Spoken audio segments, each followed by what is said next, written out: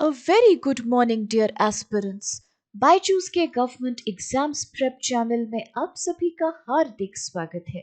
Very warm welcome to all of you in today's lecture on this day in history. एक ऐसा segment जहां आपके सामने प्रस्तुत किए जाएंगे इतिहास से जुड़े वो सभी खास फैक्ट्स और ऐसी घटनाएं जो आपकी आने वाली इन गवर्नमेंट परीक्षाओं के दृष्टिकोण से बहुत हेल्पफुल है. And along with this session के अंत में हम आपसे शेयर करेंगे कुछ बहुत इंपॉर्टेंट प्रैक्टिस क्वेश्चंस भी, क्योंकि ये प्रैक्टिस क्वेश्चंस आज के ही सभी फैक्ट्स पे आधारित हैं. तो आप इनके उत्तर देने का अवश्य प्रयास कीजिए और इनके आंसर्स को निरंतर शेयर करते रहिए हमारे साथ कमेंट बॉक्स में. तो आइए अब शुरू करते हैं 30 अगस्त अर्थात आज के दिनांक से जुड़े सभी लाभदायक ऐतिहासिक फैक्ट्स की. The very first fact here is associated with 1569 when Mughal Emperor Jahangir was born. अर्थात आज के दिन मुगल बादशाह जहांगीर का जन्म हुआ था. उनके जन्म का नाम प्रिंस सलीम था और उनका जन्म आधुनिक उत्तर प्रदेश में हुआ था. To the Mughal Emperor Akbar, he assumed the title of Jahangir, which means conqueror of the world, when he assumed the Mughal throne. With the support of his stepmothers, he rose to power after his father's King Akbar's death. और उनका कार्यकाल शुरू हुआ था नवंबर 1605 में and it continued right until his death in October 1627. Jahangir के शासनकाल में उनके पिता अकबर के अच्छे प्रशासन और नीतियों की बदौलत राजनीतिक स्थिरता और अच्छी अर्थव्यवस्था बनी रही. उन्होंने विजय के माध्यम से विस्तार की नीति को आगे जारी रखा. He was specially interested in developing various forms of art and architecture.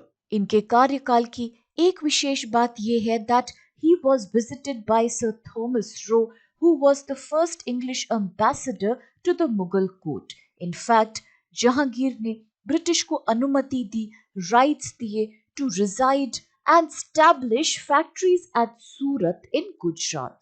In the year 1594, जब वह एक प्रिंस थे, at that time itself Jahangir had commanded a force that defeated Veer Singh Deo of Bundela and captured the city of Orcha. He also acquired the control over Cooch Behar, Mewar and Kishtwar in Kashmir. उन्होंने कई युद्ध लड़े with the Portuguese who were trying to establish their control over India at that time, especially when they had seized a Mughal ship off the coast of Surat in 1630. Jahangir ने Portuguese के attack का बदला लिया by taking control over Daman and by also confiscating their churches. In fact, उन्होंने British को कई concessions दिए, कई licenses की अनुमति दी to gain advantage and favor against the Portuguese power. Jahangir was eventually succeeded by his son, who was called Prince Khurram, but more popularly known as Shah Jahan. And now चल के देखते हैं आज का दूसरा fact कौन सा है. तो ये है संबंधित 1936 अर्थात 1936 से when madam Bhikaji Cama had passed away.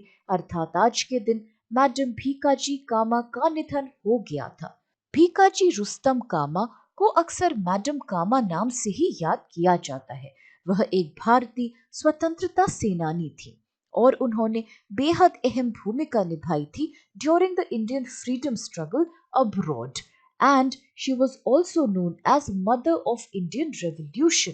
वर्ष 1896 में जब बॉम्बे प्रेसिडेंसी में एक टेरिबल फमीन आया and that time when this area was also impacted by the disease called bubonic plague, तब मैडम कामा ने अपने आप को पूर्ण तरीके से सोशल वर्क में झोंक दिया. In fact, she started providing care and relief to the people who were affected by the famine and the epidemic. London में वह कई भारतीय एक्टिविस्ट्स के संपर्क में आई, जैसे कि श्यामजी कृष्ण वर्मा, दादा भाई नरोजी और सिंह रेवा भाई Rana.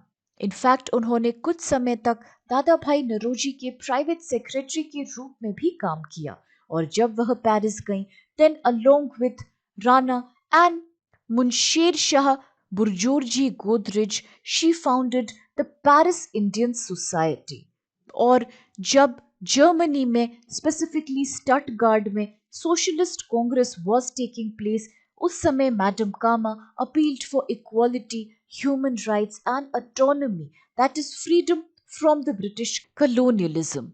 She also unfurled the flag of Indian independence, जिसके साथ वह बनी सबसे पहली हस्ती to have hoisted the Indian flag on a foreign soil.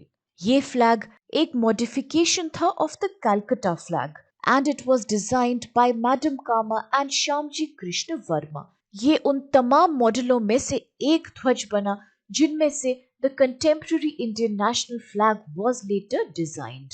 Madam Kama was also a spokesperson for gender equality and women's rights. और अब इसके साथ आइए देखते हैं आज का अगला फैक्ट। ये है संबंधित 1983 से, when satellite INSAT 1B was launched। अर्थात आज के दिन वर्ष 1983 में ही सैटेलाइट INSAT 1B का प्रक्षेपण किया गया था। INSAT B INSAT का हिस्सा थी, जिसे कि इंडियन नेशनल सैटेलाइट सिस्टम भी कहते हैं, and which is a series of communication satellite. INSAT B को बनाया गया था by Ford aerospace and it was operated by ISRO, that is the Indian space research organisation. यहाँ ये भी जानना आवश्यक है कि अगर बात करें INSAT सीरीज की सबसे पहली सैटेलाइट की, तो वो थी INSAT 1A, जिसे कि इसरो ने अप्रैल 1982 में लॉन्च किया था।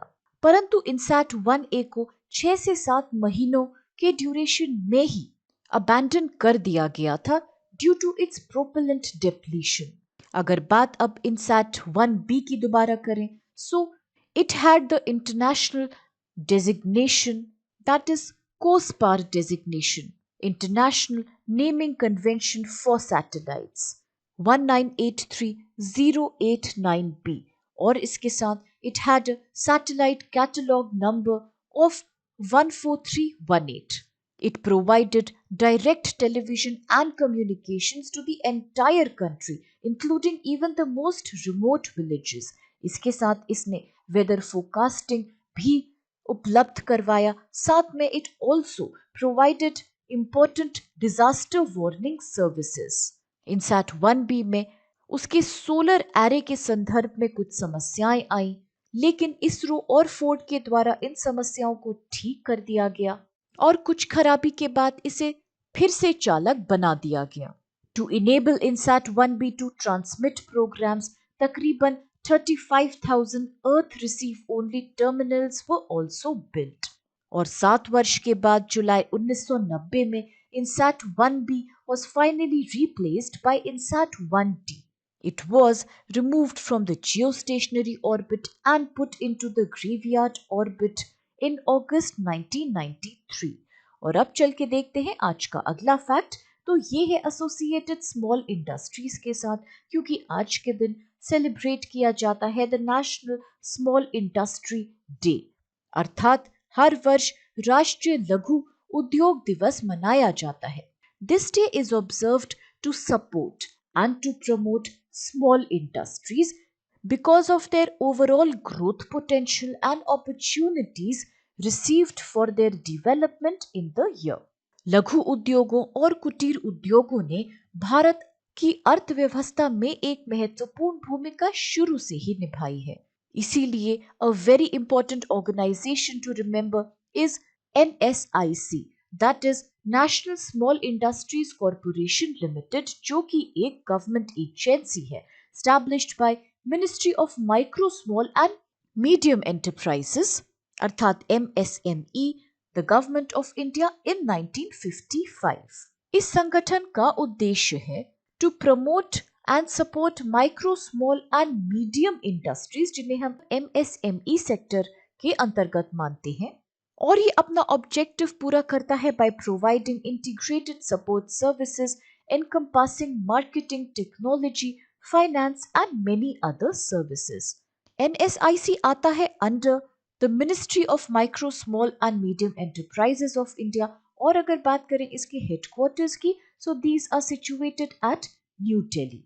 क्योंकि स्मॉल स्केल इंडस्ट्रीज एक बेहद महत्वपूर्ण भूमिका निभाती हैं in reducing the inequalities in income and wealth, इसके अलावा रीजनल डेवलपमेंट में बैलेंस उपलब्ध करवाती हैं देश में, इसीलिए some other important institutions have also been set up for their betterment, such as SIDF जो कि है स्मॉल इंडस्ट्रीज डेवलपमेंट फंड, जिसे कि 1986 में बनाया गया था to provide refinance assistance for development, expansion and modernization of small scale industries। साथ में नेशनल इक्विटी फंड भी महत्वपूर्ण है, एंड सिडबी भी एक बहुत इंपॉर्टेंट ऑर्गेनाइजेशन है जिसे बनाया गया था 1989 में by the amalgamation of SIDF एंड NEF। और अब चल के देखते हैं which questions do we need to solve today. सबसे पहला प्रश्न है, sir Thomas Roe had visited the court of which Mughal emperor, अर्थात सर थॉमस रो किस मुगल सम्राट के दरबार में आए थे। ऑप्शंस में नाम है A Shahjahan, B Jahangir, C Aurangzeb, D Akbar. आज का दूसरा प्रश्न है, which Mughal emperor was also known as prince Khurram, अर्थात किस मुगल सम्राट का दूसरा नाम प्रिंस खुर्रम भी था। ऑप्शंस है A Bahadur Shah 1, B Aurangzeb, C Babur, या फिर it is D Shahjahan. And the third question is, who was the first person to hoist the Indian national flag on a foreign soil, अर्थात विदेशी धरती पे भारतीय राष्ट्र ध्वज को फहराने वाले पहले व्यक्ति का नाम आप हमें बताइए। ऑप्शंस है ए एनी बेसेंट, बी मैडम कामा, सी दादा भाई नौरोजी, डी लोकमान्य तिलक। आज का चौथा प्रश्न है, when was the INSAT 1A launched by ISRO, अर्थात इंडियन स्पेस रिसर्च ऑर्गेनाइजेशन के द्वारा इनसैट 1A सैटेलाइट कब लॉन्च करी गई थी। ऑप्शंस में कुछ वर्ष हैं, such as A 1980, B 1981, C 1982, D 1983। और अब देखते हैं which is the fifth question. तो ये है, when is the national small industry day observed, अर्थात राष्ट्रीय लघु उद्योग दिवस कब मनाया जाता है। ऑप्शंस में कुछ दिनांक है, सच एज ए 29 अगस्त, बी 28 अगस्त, सी 30 अगस्त, और इज इट डी 31 अगस्त। और आज का सिक्स्थ और लास्ट क्वेश्चन है, where are the headquarters of national small industries corporation limited situated, अर्थात राष्ट्रीय लघु उद्योग निगम लिमिटेड का मुख्यालय कहाँ स्थित है। ऑप्शंस है ए मुंबई, बी हैदराबाद, सी न्यू दिल्ली, डी पुणे। और अब इन सभी इंटरेस्टिंग क्वेश्चंस और कुछ लाभदायक फैक्ट्स के साथ आज के इस सेगमेंट को हम यही समाप्त करते हैं, इस आशा के साथ कि आप सभी को इससे बहुत हेल्प मिलेगी। फ्रेंड्स, अगर आपको वीडियो पसंद आए तो प्लीज चैनल को लाइक, शेयर और सब्सक्राइब अवश्य कीजिए, और इन सभी क्वेश्चंस के उत्तर भी देते रहिए हमें। With this, have a great day. Please stay safe and thank you so much to all of you.